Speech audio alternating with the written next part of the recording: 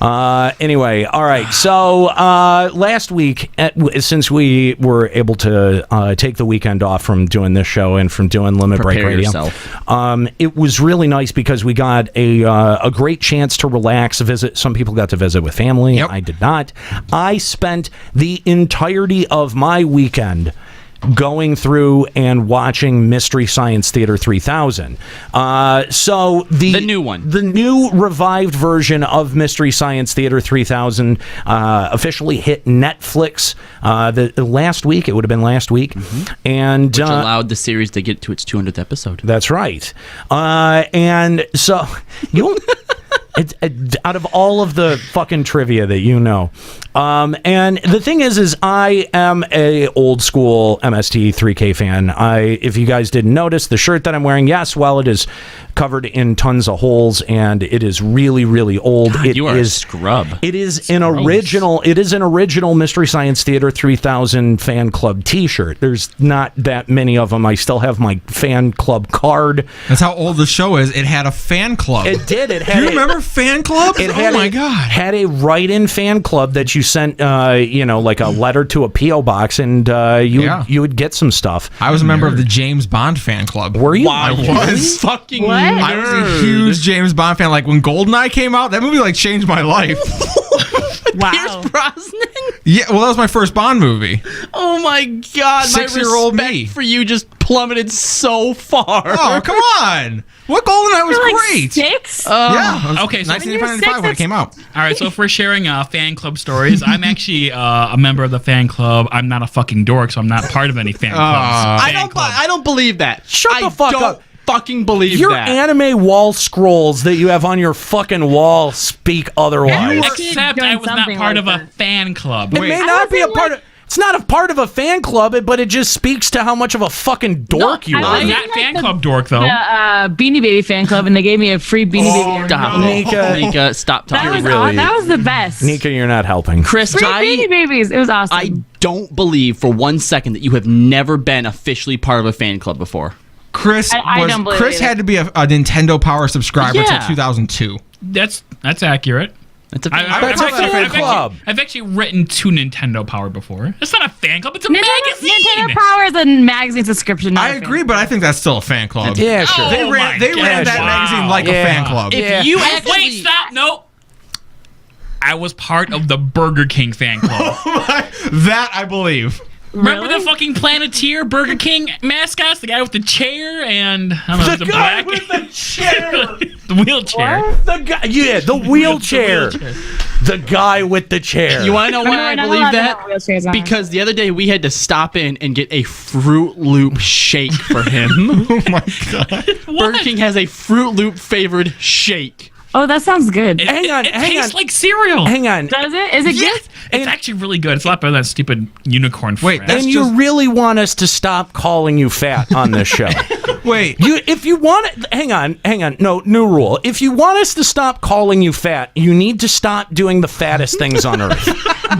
Okay, what? Stop. I have not eaten the donut hamburger at Dunkin' Donuts? Fucking unbelievable burger. It's freaking unbelievable. Freaking unbelievable burger. You want to, though. The Vandross, you mean?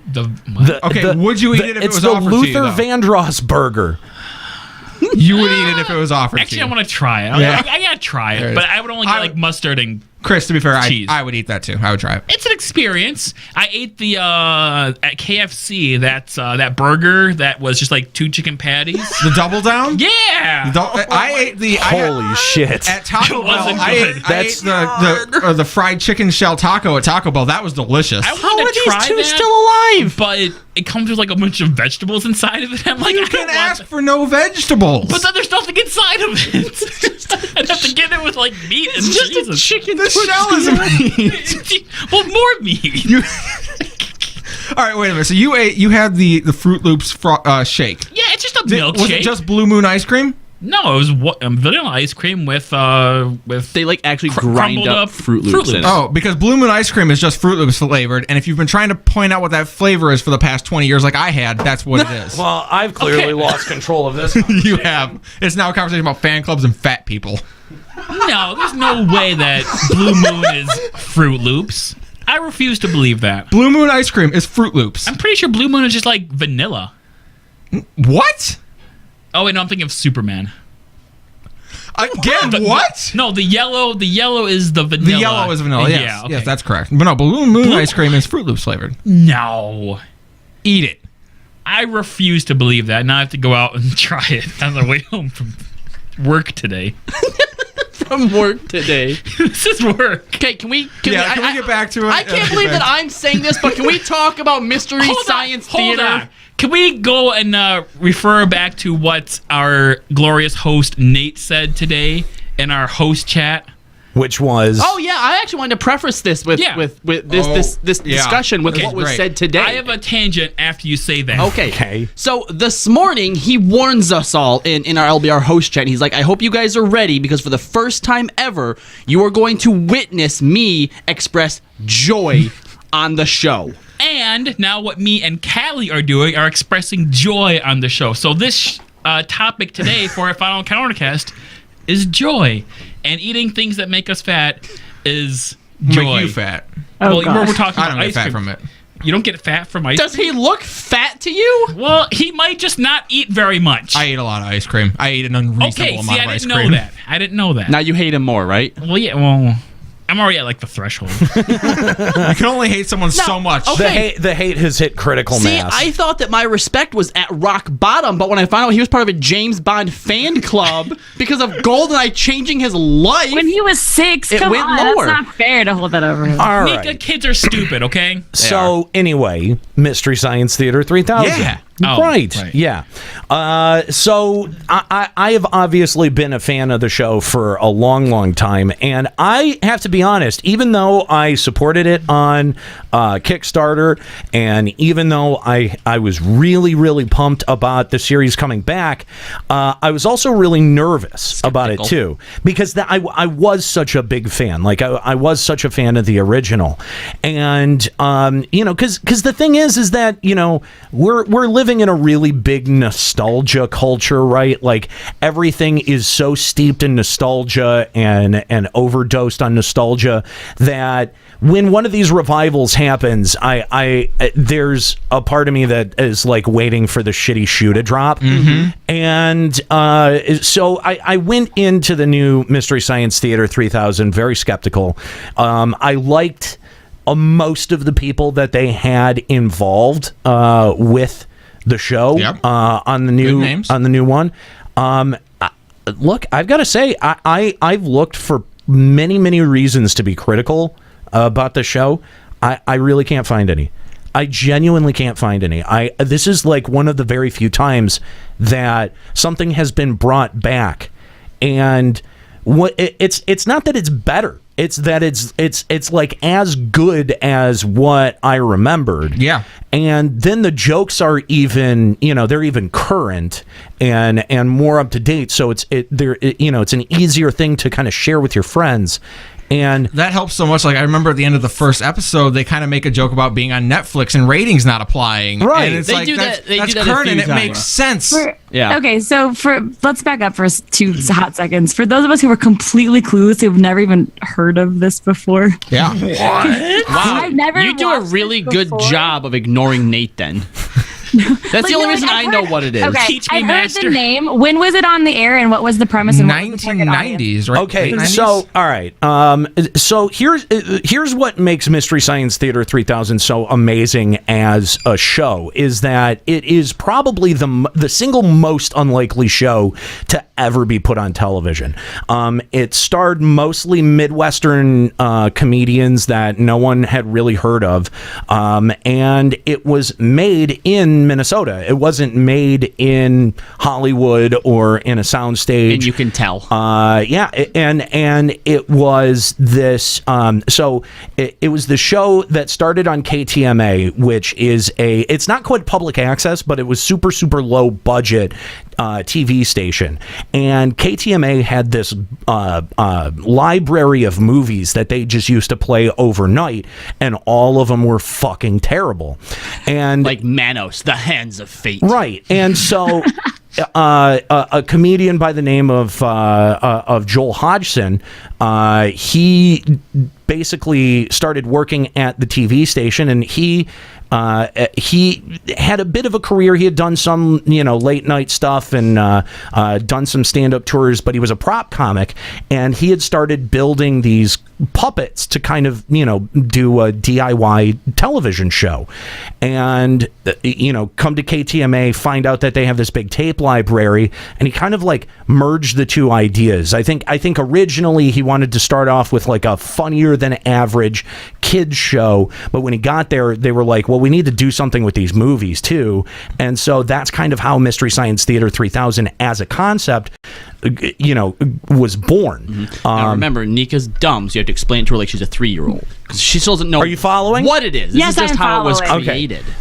So the show basically is that there's a guy stranded in space, trapped by 2 mad scientists who are going to show him bad movies until he goes crazy. To what end? Who gives a shit? It doesn't matter. It's just the premise of a dumb TV show. And then what happens, and that's just basically a wraparound to be able to show these old shitty movies that either no one has the rights to or the rights are incredibly cheap to, that then you take the silhouette of the 3 characters down at the bottom like theater seats, and you take the perspective of watching them watch the movie and hear their commentary as the movie runs.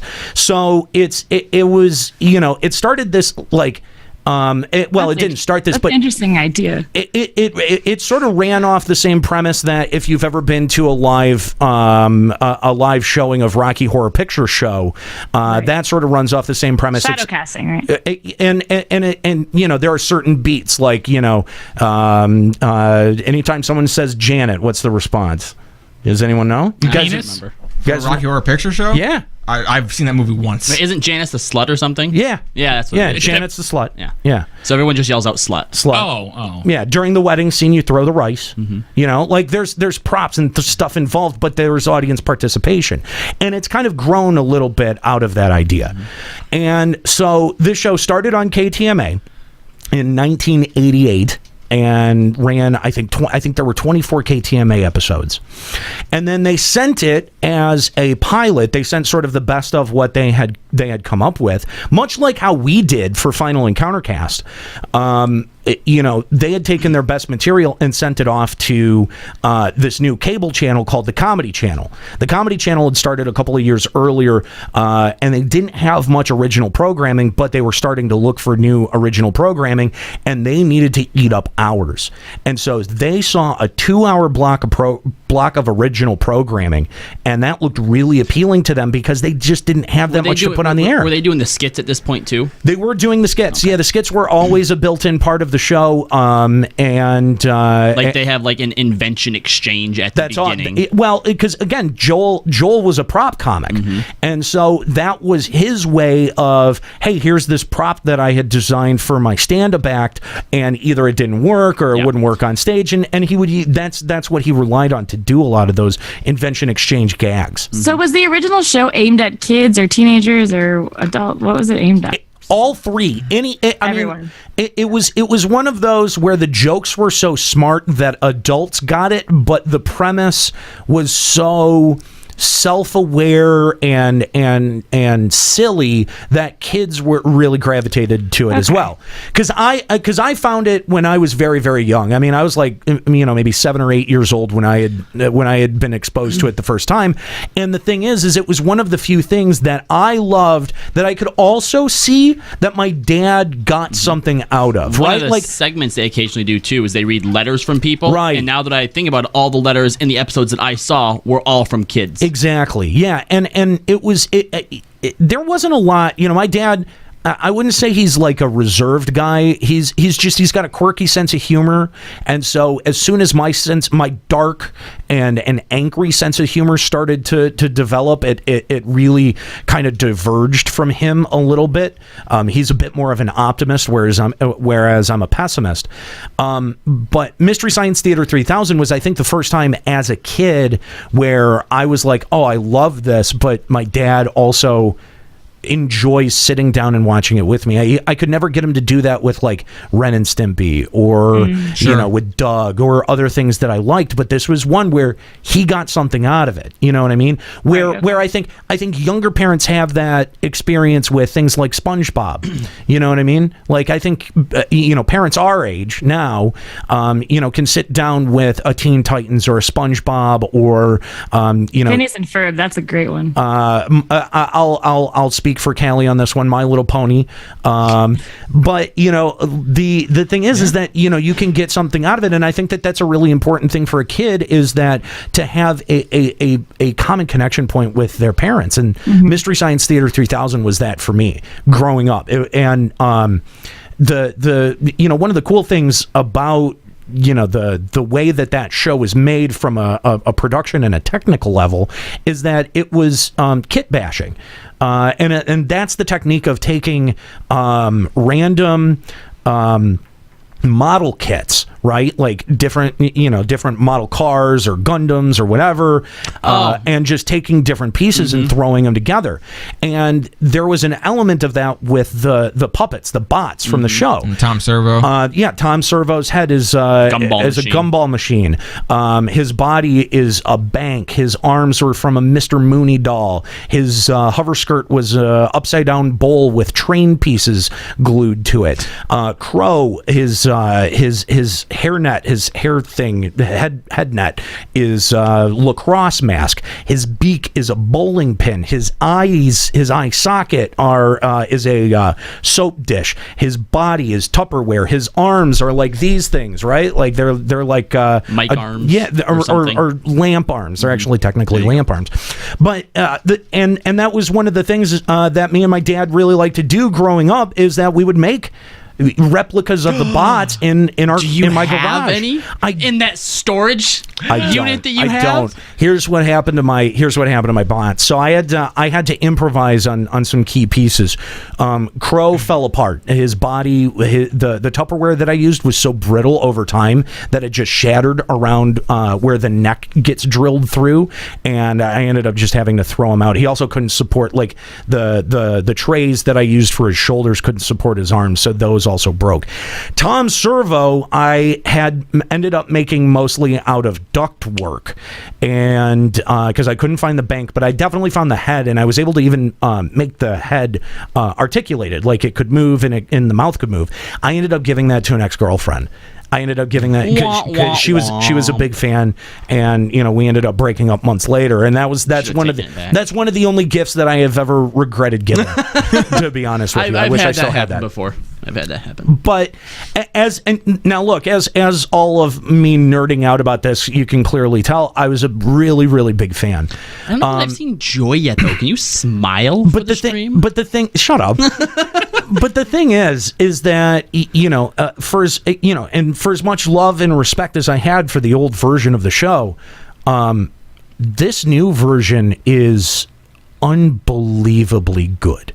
It is unbelievably good. It really is. I had never really watched MST3K. I knew it was something that you liked, but I'd never been into it. I watched it this week for the purposes of doing the show, and I sat there thinking, like, this is amazing, because I love bad movies. Like some of you know that, some of you don't. I love just the worst of the worst movies, and I will every so often just sit down with some of my other friends who really like bad movies, and we'll sit there and just tear into this movie as it goes. God, there's more of you? Oh God, yeah. There's a lot of people who love bad movies. Hey, can I want to throw a theory out there as to why you in particular love bad movies. Go ahead. It's because you grew up near Thomas Video. I did, in fact. I grew up and Movie Mania and Home Theater Video. But that wasn't it. It wasn't. You guys were trying to set up for a joke, and I wasn't going. He's actually going something legit because he lived in the same area. I worked in that area. Yep. How often did you go into Thomas Video? Were you in often enough to see awful movies playing on the TV in there all the time? Okay, yeah. So if you did any amount of patronage to Thomas Video, which, by the way, for those that don't know what Thomas Video was, which is going to be the majority of you, it was this like hole in the wall video rental place that had the largest selection of movies that you could find anywhere on the planet. Yeah. And I'm not talking like just movies, VHS, Laserdisc. They had all the formats, but they were also the very, very first place in Michigan that I was able to find an anime collection where I was like, oh shit, there's more than just Akira. Anime, foreign films, B movies, yes. Anything you want. Yes. They had. And actually, I think Thomas Video was still in business until like last year. It went out of business about a year and a half ago. Yeah. Netflix. It's sad because it really was this really special place, and if it hadn't been for MST3K, I think probably working near Thomas Video when I did probably would have added to my love of terrible movies. But I'm sorry, I didn't mean to. No, it's fine. So, but we like to sit down and we just sit there and trash on these awful movies that we're watching. And then so I saw my first episode of MST3K, and it was the exact same thing. It's just like me and my friends sitting there watching and tearing into the movie, and like, this is great. Yeah, absolutely. So, like Callie, I've obviously known of MST3K. I've seen a few episodes here and there. That's never been my thing. Obviously, I see the enjoyment of sitting around with friends and trashing it, right? Oh, yeah, it's a spectator sport. When I sat down to watch it, again, for the purposes of this show, I struggled through the first one. And look, Really? Felicia Day's in the new one, so is Patton Oswalt, and I love both of them. You struggled through Reptilicus? That was amazing. Reptilicus was good. I did. And this was even just using it like in the background as I was like, doing other stuff, right? And then I got halfway through the second episode, and then last night you suggested that I should refamiliarize myself with the older version as well. Right. Which they have a bunch of them on Netflix. So I watched an episode that had Joel as the host. And actually, as I'm watching through the older one, because you had told me, you're like, after the third episode, I'm like, this might be better than the old one. As I'm listening to the old one, I actually found myself a little bit more entertained by that. Yeah. I think that both have really good values. But overall, I think the bad movie part is actually my least favorite. And I think that I prefer more the sketches and the things that happen in between. Seeing TV Frank and Dr. Clayton Forrester. Is that who it was? Yeah. Okay, because I wasn't sure because Felicia Day is Kinga, and I didn't know if that was a play on his name as well. But no, well, her full name is Kinga Clayton Forrester. There you go. Okay, yeah. So and she's somehow supposed to be Clayton Forrester's daughter, even though we never see him anywhere near a vagina. Ever. Clone? Well, he turns into a star baby at the end of season 7. Well, star babies have magical powers. And they mention it. Well, maybe, I guess. I don't know. That's really confusing. But yeah, no. The thing that I definitely like the most is the stuff in between. And actually, when Joel has like no emotion whatsoever, which at first I didn't like, but very, very quickly grew on me. And can I also say that Patton Oswalt as TV son of TV Frank is perfect for reasons beyond just his ability, like as an actor, as a comedian. Right. He looks like the progeny. He so does. He does. He does. His big thing. He looks like Frank Conniff a lot. Yeah. He is such a good foil to Felicia Day's character on that. He's so entertaining. Yeah. When it first showed the two of them, and he introduces himself as TV son of TV Frank, and she's like, "Shut up." He's like, "Please, just let me have this one thing," and she's like, No. So, okay, a couple of more reasons why the show was incredible for its time, right? It got canceled, actually, after 7 seasons, and I'd say that that's a really successful run on the Comedy Channel, which ended up becoming Comedy Central. It ran for 7 seasons, and after it got canceled, there was a fan write-in campaign. Remember when that was the Change.org? This was before Change.org. This is what you would do before Change.org. This is like the genesis of the internet. This is like the very, very early days of the internet. But there was a concerted write-in campaign, and it got the Sci-Fi Network to pick it up. Wow. So it comes back from cancellation. One of the first, which, by the way, now Family Guy's done that. Fucking Futurama's done it. A couple of other shows have done that. Limit Break Radio did that. They were the very first. We didn't get canceled by anyone. They were the very first show to do this. And that, I think that alone is insanely impressive. And then, as they've been going on throughout the years, since the show has stopped, they did 10 full seasons when all was said and done, not including their work on KTMA. And now this new season is the 11th season. And yeah, I think that the people that they got in front of the camera are very, very, they're not my favorites, but they've grown. But they've grown on me. It's just their first season. It is. Like that was one of the things that I was trying to keep in mind when I went back and watched the older one. Is I didn't know at which point that was in a season, but obviously they've been doing it for some time, so they've had a chance to become comfortable with what they're doing and develop chemistry and stuff like that. Right. And this is obviously them just starting out, right? And I think that already in the few episodes that I've seen, they've already established some like really good canon, like Felicia Day's character's obsession with wanting to make this super famous so that she can sell it to Disney. Right. Yeah. So good. But I've so far of the hosts that I've seen Jonah and I've seen Joel. I think Jonah is miles better than Joel is. I agree. I was never okay. So the whole thing. It gets a little bit complicated when you talk about all of the different people that have been involved with the production over time. Mm-hmm. You've got the original cast, which was Joel as the host. You had Josh Weinstein as Servo and Trace Below, who was also Dr. Clayton Forrester as Crow. And that after the first season, Josh Weinstein dropped off. Who, in my opinion, I love Josh. I don't know if this ever gets back to you. I don't ever want you to think that I don't like you, but he's my least favorite performer on all of the MST3K cast ever. And I did not like him as Servo. He may be a funny guy, but I did not like him as Servo. And so when Kevin Murphy came in and took over Servo, this would have been the second incarnation of the on camera cast, and that would have included Frank Conniff as TV's Frank after he started season 2. You had Kevin Murphy, who was now Tom Servo, and has been. I mean, Kevin Murphy's got such an iconic voice as Servo that it's hard. I think that's really hard to pair up. And then, of course, still Trace Below as Crow. You've got the third configuration, which was when Joel dropped off mid-5th season, and then Mike replaced him. And I mean, again, you want to talk about a show that like just felt like it could do whatever the fuck it wanted to, and it didn't matter.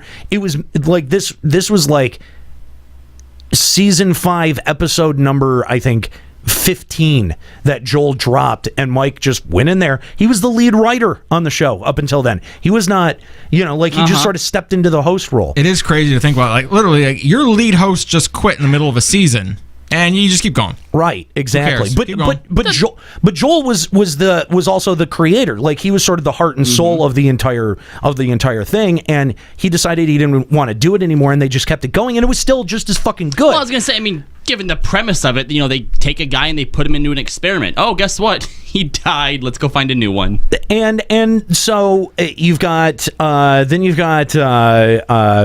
Kevin as Tom. You've got Mike as the host, and Trace Below as Crow. That was the third configuration, and then the final configuration was when Trace Below stopped off the show after season 7, and Bill Corbett had picked up the role of Crow. So now all of those have been replaced. And Jonah, I think, is a really competent host. I think he is. He's better than Joel, not quite as good as Mike. I've actually been sitting here thinking about it. I think what I like about Joel's deadpan delivery is he is still just a dude who was kidnapped by evil scientists and is now in this experiment that he can never leave. And I feel like the deadpan is kind of like, he's never going to get to go anywhere. They also this is his life now. They also used to record those shows overnight, so it would be like 2-3 in the morning. Okay, he would do the sketches. Maybe in this, the canon, he doesn't get a lot of sleep here. So I don't know. I think I like that better than Jonah, who seems happy to be there. Yeah. Jonah seems so oblivious to it. Which is, like, he's just like the world is going on around him, and he's like, yeah, this is my lot in life now. That's cool. Let's do this. Yeah, and I think that's one of my my minor complaints is that I think that Jonah could have probably done more to make it feel like his. Then again, guys, it's just a stupid TV show. Stop I know. giving We it should so probably much just thought. relax. Yeah. It actually says that right in the opening credits, which is great. I love it. So I have to say, Hampton Yount is who has taken over as the voice of Crow T. Robot, and I've got to say he matches up with Trace Below almost perfectly. I think he's a very good Crow. I tend to be a little bit more critical on the Crows.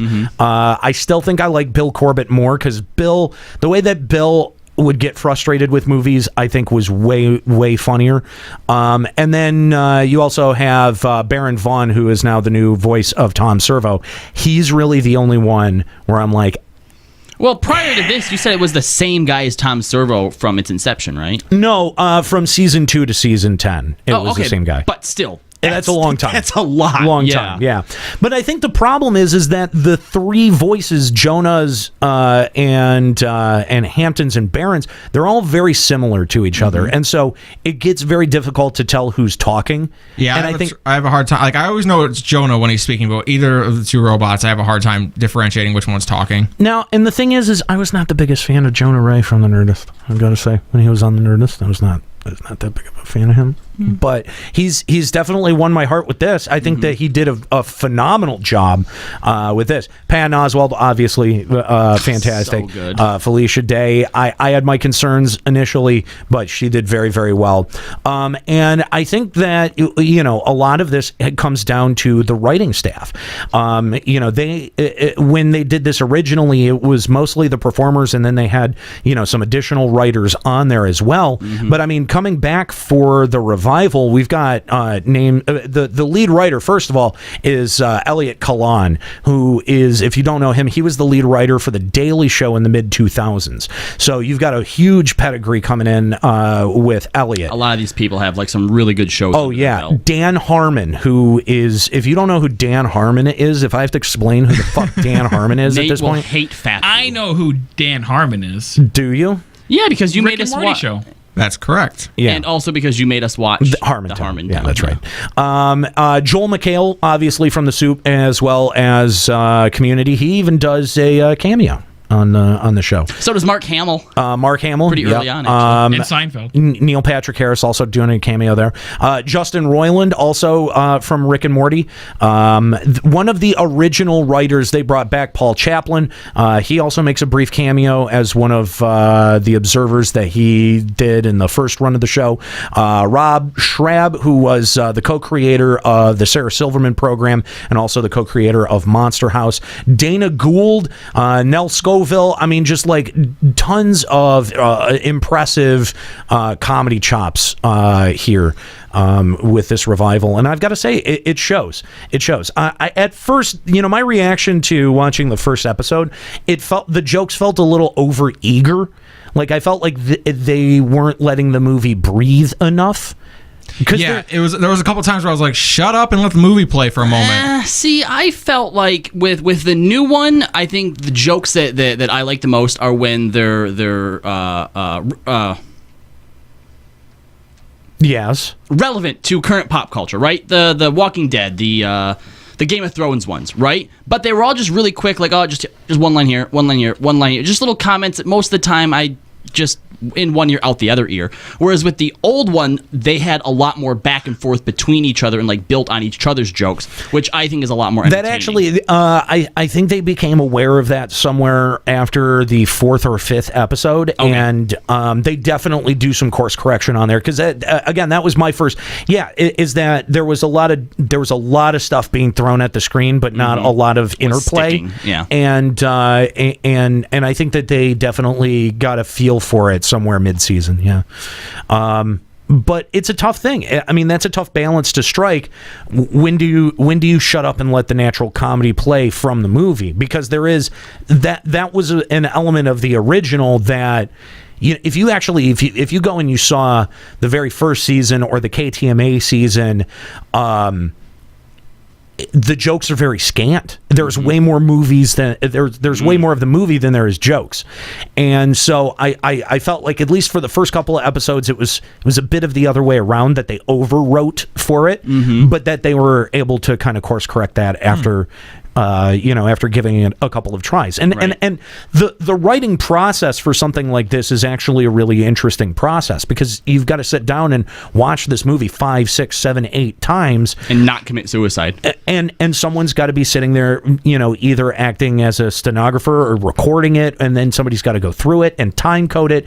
And when you perform it, at least in the old days, they used to have to, bend down under cutouts of seats with fucking puppets.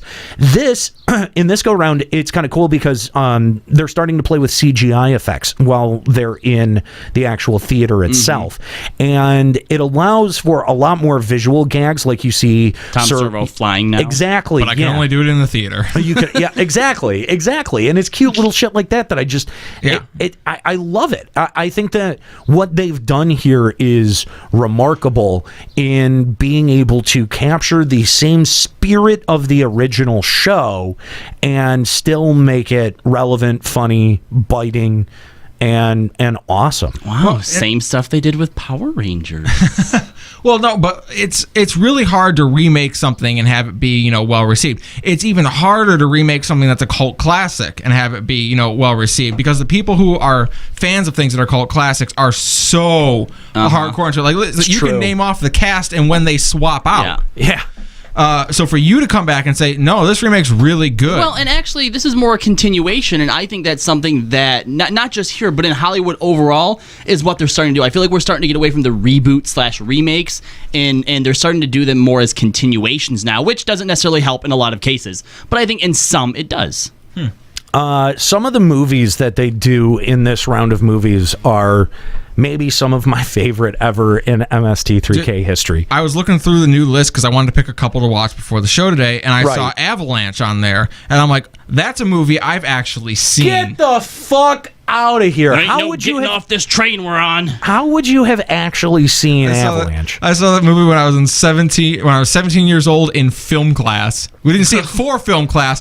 I watched it to do a paper on B movies. Oh, okay. All right. That's fair. And woof. It is awful. It is a bad movie. Yes, it is. You want to be super uncomfortable about a lead character in a romance? That's the movie for you. There's one that I had seen in the original run of MST3K that when I saw that they did it, I was like, yeah, that's totally justified. That's Hobgoblins, and I have no idea. I have no idea how I would have seen the original Hobgoblins. Yeah, what sparked that? That was a bad night on like Halloween or something. I was very young. I was very, very young. The other one that I had seen before I had seen it on Mystery Science Theater 3000, and this is because I had a middle school math teacher that would show this movie off to every class that he ever had, and that was Incredibly Strange Creatures Who Stopped Living and Became Mixed Up Zombies. That is one I've not seen. A real title, by the way. I actually saw Manos before the MST3K episode. How? A friend of mine, this is back in high school, we were having like a big get together, and apparently they had went to like Hollywood Video or something, and they actually had the VHS in like the less than $1 bin. Yeah. And they had bought it for like a bad movie night. Manos is kind of on that level these days with like The Room and stuff like that, where if you're like, if you want like, oh, what are the bad movies? Troll 2. It's Manos is bad. Wasn't Manos at some point like declared somewhere online as like the worst movie of all time? Oh, absolutely. Oh, yeah, of course. But I mean, there were a couple in there that I hadn't seen. Fucking watch Star Crash tonight. Star Crash? Laser Blast or Star Crash? Star Crash. It depends on how quickly you let us out tonight. Star Crash is, oh my god, I can't believe that I had never heard of this movie. It's got David Hasselhoff in it. If you need any other reason to see it, that's a reason to see it. Cry Wilderness is another one that I couldn't believe that I had never heard of. It's a Bigfoot movie, and it is fucking terrible. And then Yongri, which Yongri has one of the most fucked up kaiju death moments I've ever seen in my life, and Wizards of the Lost Kingdom. It's like if the worst possible D&D campaign sprung to life. This is such a good reminder that for all the awful movies I've seen, there's still so many more to go. Oh, I've seen Oversexed Rug Suckers from Mars. I've seen that's an atrocious movie. Attack of the Killer Condom. I think I've seen that one. Yeah. That's scary. I saw Deathbed, the Bed That Eats. Yeah. It's not good. No. It's not. I love My this. favorite terrible movie scene is actually a more recent movie. Have you seen Teeth? Yeah. I've seen yeah. Teeth, yeah. Okay. The scene where it bites off the guy's penis. Yeah. And then the vagina drops the penis out. This is in a cave. And a crab picks the penis up and runs off with it. Because when things like this happen, my mind, the questions that I ask is, how did this end up happening? Like someone, an actual human being somewhere suggested that. So someone was like, oh yeah, and then the vagina drops the penis. And then some dude's like, guys, but then a crab picks the penis up and scuttles away with it. And everyone in the room's just like, it's too... That's why we have you, Jerry. Nailed it. Good job, Robbie, Jerry. I want you to look up a director by the name of Lucio I Fulci. really don't want to. And look up some of his work, and you'll see some things where you're like, how did he think of that? Drugs. Probably. No, that's Alejandro Yardowski. Yardowski. Is that how it's said? Yardowski, is it? Yeah, I think so. I don't know. I've never known. I've only ever seen that on a title card. I've watched El Topo and masturbated to the Holy Mountain. So I mean, Wait, that's what? all. What? Okay, Why but you you have to run when you masturbate. I know it's weird. There's a whole headset. Yeah, There's the a VR headset headset. involved. VR headset. You could just get yourself a treadmill. Oh, Nate, you like to work out? That's my masturbating treadmill. 15, 20 years of like running up and down halls, and suddenly he's like, Oh shit! Can we record you going into like a fitness place and be like, can I get a good treadmill for masturbating? it's not even gotta be a good treadmill. Well, I want him to have a quality masturbating Well, it needs to be treadmill. like waterproof at least. Oh, God. All right. Well, I think that's it. Go watch the new Mystery Science Theater 3000 pretty good. series. You'll hate it or love it. Not right now, because, of course, Limit Break Radio is coming up next here on twitch.tv/Limit Break Radio. If you're listening on the podcast,